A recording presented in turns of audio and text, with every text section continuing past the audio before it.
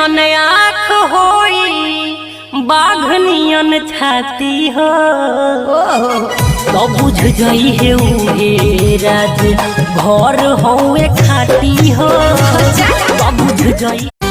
तुझको जी भर के मैं देखूं मुझे हक है,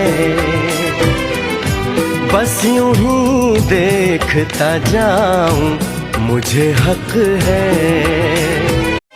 समय से पहले भाग्य से ज्यादा कुछ ना मिल पाई, राह में निकल चलाए राही मंजिल जाने कहाँ भेटाई, राह में निकल चलाए का जाने कहे लुगवा हो जाला कठोर हो।